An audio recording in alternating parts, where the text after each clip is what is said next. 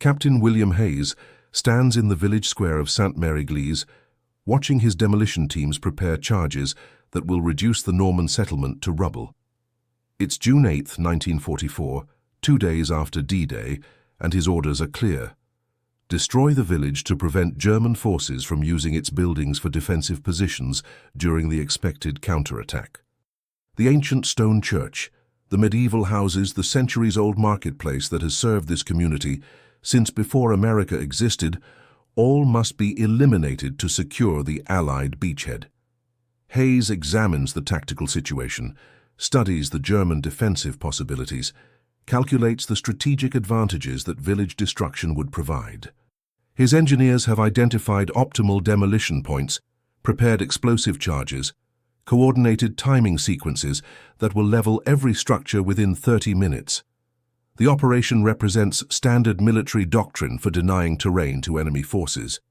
But as Hayes observes the French civilians gathering their possessions, watching families prepare to abandon homes their ancestors built generations ago, something fundamental shifts in his tactical assessment. These aren't abstract military objectives. These are people whose lives, whose history, whose entire existence centers on this place that American military doctrine demands be destroyed. Lieutenant Colonel James Morrison, Hayes' superior officer, arrives to oversee the demolition operation. Morrison carries explicit orders from division headquarters: eliminate all structures that could provide German defensive advantages, deny enemy forces any tactical benefit from village occupation, ensure Allied tactical superiority through comprehensive terrain denial. The village must be destroyed, Morrison tells Hayes. German forces could use these buildings for defensive positions, establish observation posts in the church tower, create strong points that would threaten our advance. Military necessity requires elimination of all potential enemy advantages. Morrison's orders reflect standard American military doctrine for terrain denial operations. Villages, towns, and civilian structures that could benefit enemy forces must be destroyed to prevent their tactical exploitation. American forces cannot risk German defensive advantages that civilian structures might provide. But Hayes has been observing the village, studying the terrain, analyzing the tactical situation with fresh perspective. The buildings that military doctrine identifies as German defensive advantages could equally serve American tactical requirements.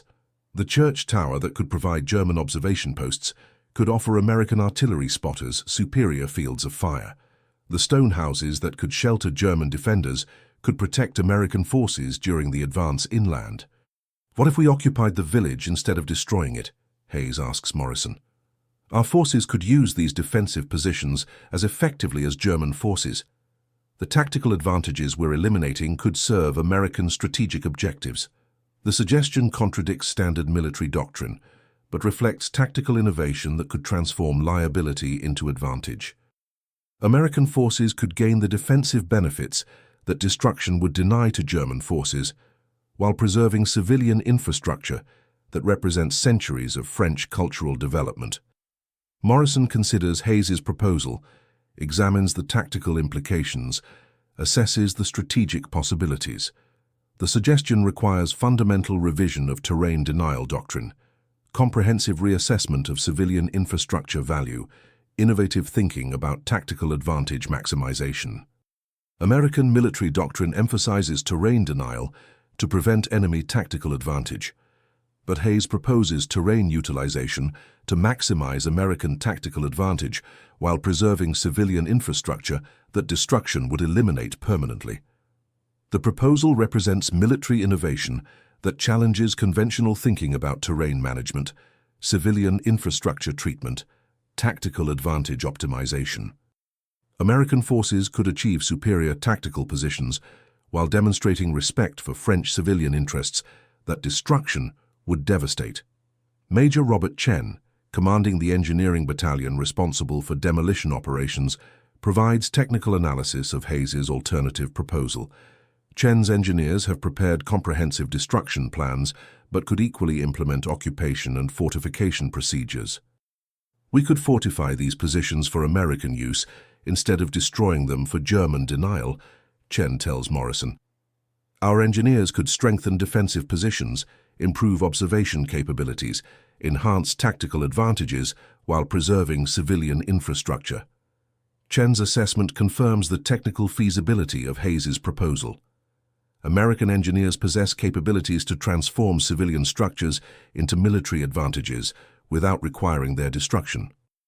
Tactical benefits could be achieved through construction rather than demolition. The technical analysis supports strategic innovation that maximizes American advantages while minimizing civilian damage.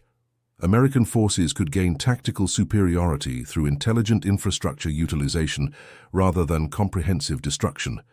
Colonel Patricia Williams, Division Intelligence Officer, analyzes the strategic implications of preserving versus destroying Sainte-Mère-Église. Williams' assessment reveals broader considerations that tactical planning must address when civilian infrastructure intersects military objectives. Preserving the village could provide strategic advantages beyond immediate tactical benefits, Williams reports. Intact civilian infrastructure demonstrates American respect for French culture, supports post-liberation reconstruction efforts, maintains civilian cooperation that intelligence operations require. Williams' analysis introduces strategic considerations that purely tactical assessments might overlook.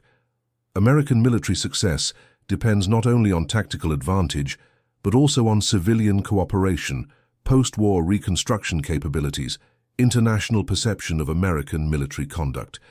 The strategic assessment suggests that infrastructure preservation could serve American interests more effectively than infrastructure destruction. Long-term strategic objectives might benefit more from demonstrating American respect for civilian interests than from achieving short-term tactical advantages through destruction. General Omar Bradley, commanding First Army, receives reports of the Sainte-Mère-Église situation from his subordinate commanders. Bradley must balance tactical requirements against strategic considerations, immediate military needs against long-term political objectives. The village represents both tactical opportunity and strategic challenge, Bradley tells his staff. Military doctrine requires terrain denial, but strategic objectives require civilian cooperation. We must find solutions that serve both tactical and strategic requirements. Bradley's assessment acknowledges the complexity of modern warfare, where tactical decisions carry strategic implications. American forces must achieve military objectives while maintaining civilian support that long-term success requires. The challenge requires innovative thinking that transcends traditional military doctrine. American commanders must develop approaches that maximize tactical advantages while preserving civilian infrastructure and maintaining French cooperation. Captain Hayes develops comprehensive plans for village occupation that address Morrison's tactical concerns while preserving civilian infrastructure. Hayes's proposal demonstrates how innovative military thinking can transform potential problems into strategic advantages. We can establish defensive positions that exceed German capabilities while preserving French civilian interests, Hayes explains to Morrison. American forces gain tactical advantages. French civilians retain their homes. Strategic objectives achieve maximum effectiveness. Hayes's plan represents military innovation that challenges conventional terrain denial doctrine. American forces could achieve superior tactical positions through intelligent infrastructure utilization rather than comprehensive destruction.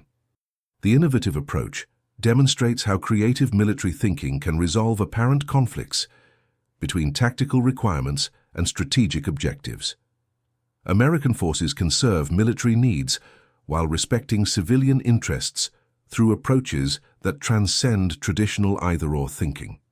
Lieutenant Sarah Thompson, Hayes's intelligence officer, provides detailed analysis of German tactical capabilities in village environments.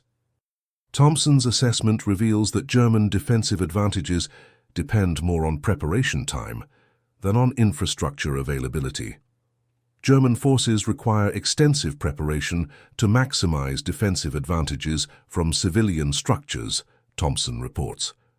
Rapid American occupation would deny Germans the preparation time necessary for effective defensive utilization while providing Americans with immediate tactical benefits. Thompson's analysis supports Hayes's occupation proposal. by demonstrating that speed of action matters more than infrastructure destruction for denying German tactical advantages. American forces could achieve tactical superiority through rapid occupation rather than comprehensive destruction.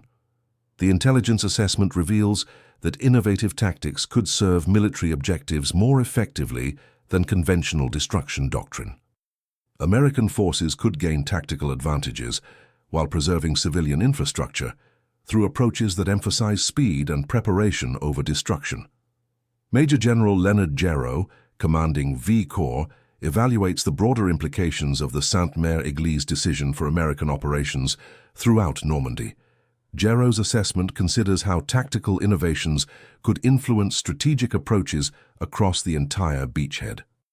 The Sainte-Mère-Église approach could establish precedent for American operations throughout liberated France.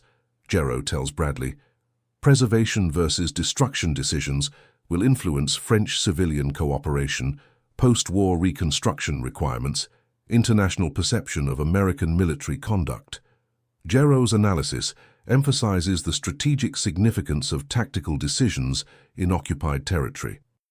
American military conduct in individual villages influences broader strategic objectives that extend beyond immediate tactical requirements.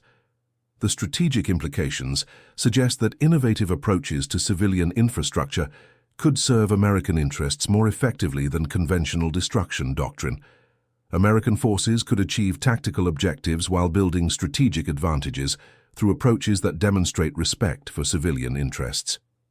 General Dwight Eisenhower, Supreme Allied Commander, receives reports of innovative tactical approaches being developed by American field commanders in Normandy. Eisenhower must balance military effectiveness against political considerations that influence Allied strategic objectives. American military success depends not only on tactical superiority, but also on maintaining Allied unity and civilian cooperation, Eisenhower tells his staff. Tactical innovations that serve both military and political objectives deserve serious consideration. Eisenhower's assessment acknowledges the political dimensions of military decisions in liberated territory.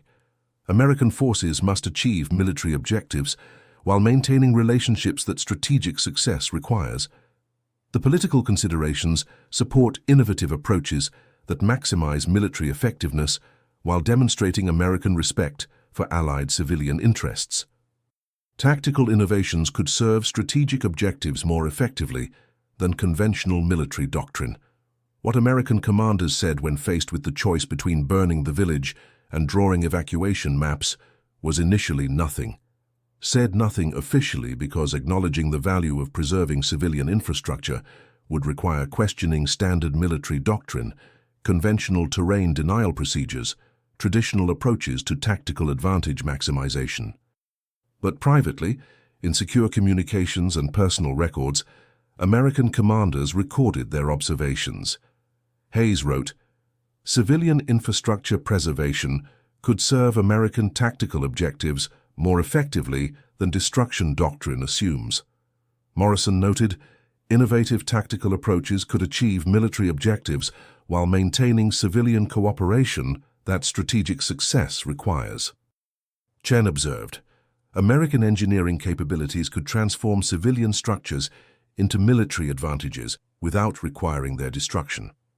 Williams concluded, "Strategic considerations support infrastructure preservation that serves long-term American interests more effectively than short-term tactical advantages." The observations were accurate, but professionally challenging. Acknowledging the value of civilian infrastructure preservation would require questioning military doctrine, conventional tactical approaches, traditional thinking about terrain denial operations. Bradley's reaction to reports of innovative tactical approaches revealed the professional difficulty of challenging established military doctrine. How can we justify preserving civilian infrastructure when military doctrine requires terrain denial? Bradley asked repeatedly. The question reflected tension between conventional thinking and innovative approaches.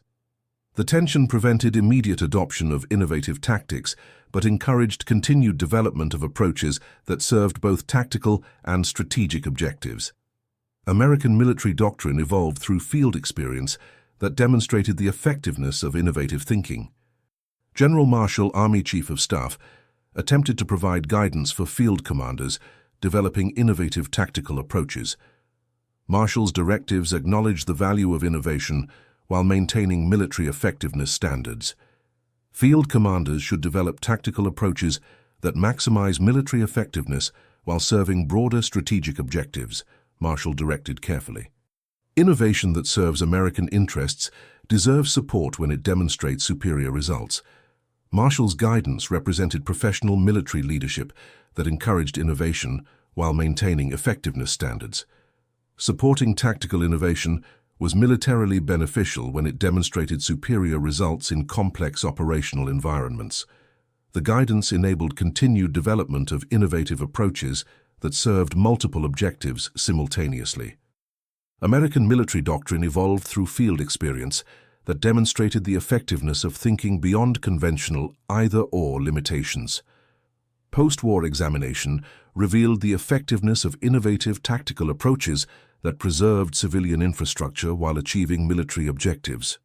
American forces that adopted preservation strategies achieved tactical success while building civilian cooperation that supported long-term strategic objectives. American tactical innovation in Normandy represented systematic development of approaches that served multiple objectives simultaneously. Preservation strategies produced military effectiveness while demonstrating American respect for civilian interests that strategic success required. American commanders who adopted innovative approaches consistently achieved superior results compared to conventional destruction doctrine. Preservation strategies provided tactical advantages while building strategic relationships that conventional approaches failed to achieve. The systematic effectiveness suggested that innovative thinking could transform apparent conflicts between tactical and strategic objectives into opportunities for achieving superior results across multiple dimensions simultaneously. What American commanders ultimately said about civilian infrastructure preservation when they acknowledged the effectiveness of innovative approaches was that preservation strategies served American interests more effectively than destruction doctrine in complex operational environments. American tactical innovation represented thinking that transcended conventional limitations to achieve superior results through approaches that served multiple objectives simultaneously. Innovation provided capabilities that conventional doctrine couldn't achieve through traditional either-or thinking. But acknowledging the superiority of innovative approaches required questioning established military doctrine, conventional tactical thinking, traditional approaches to terrain management. So American commanders developed innovations quietly while demonstrating their effectiveness through results. The quiet development spoke volumes about American military adaptability, professional willingness to question conventional approaches, institutional capacity to evolve doctrine through field experience that demonstrated superior effectiveness. Americans drew evacuation maps instead of burning villages because innovative tactical thinking provided superior results compared to conventional destruction doctrine. Preservation strategies achieved military objectives while serving strategic interests that destruction approaches failed to address. What American commanders said about innovative tactical approaches when they finally acknowledged their superiority was that preservation strategies served American interests more effectively than conventional doctrine in complex operational environments. But they developed these innovations through field experience rather than formal doctrine revision. American tactical innovation represented military evolution that achieved superior results through thinking that transcended conventional limitations. Innovative approaches provided the foundation for tactical effectiveness, strategic success, demonstration that American military capability included adaptability that conventional doctrine alone couldn't provide. The preservation of Sainte-Mère-Église established precedent for American tactical innovation that served multiple objectives simultaneously, achieved superior military results while building civilian cooperation, demonstrated that innovative thinking could transform apparent conflicts into opportunities for achieving excellence across multiple dimensions of military and strategic effectiveness.